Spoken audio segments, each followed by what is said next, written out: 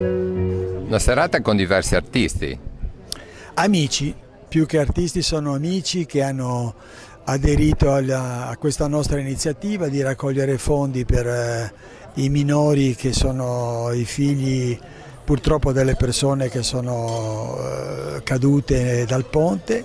Sono 5 famiglie e sono amici che, devo dire, in una giornata così particolare riuscire a trovare artisti che vengono e che danno la loro persona è difficilissimo. Nella vita ti capita di fare della musica, delle canzoni e di mettere a disposizione quello che è il tuo talento, anche la fortuna che tu hai di vivere di musica per cercare di motivare gli altri e diventare in quel momento la colonna sonora di un pensiero. Ecco. Quando ho sentito parlare delle vittime che crescevano, di questa cosa che ci riguardava tutti, al di là delle vittime in sé, cioè questo disastro così vicino è stato insomma scioccante, quindi essere qui questa sera, non potendo far niente ovviamente, ma potendo solo cantare qualche canzone, per me è così, dare una goccia nell'oceano che spero serva a qualcuno. Mi sono sentito miracolato perché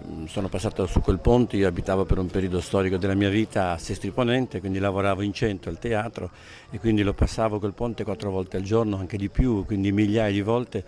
Una sensazione sempre un po' di insicurezza, devo confessare che ho sempre avuto, c'ero passato anche prima, qualche mese prima, a maggio, con delle persone e avevo proprio descritto quel mio senso di disagio, ecco, forse questa è stata una delle conferme di quanto forse si poteva fare qualcosa di più. Bisogna ricominciare per la città e credo che si stia facendo un buon lavoro. Chi prende le decisioni a Genova ha avuto una bella carta da giocarsi e se la stanno giocando bene, secondo me, stanno facendo un bel lavoro e quello che possiamo fare noi che facciamo questo mestiere è di esserci.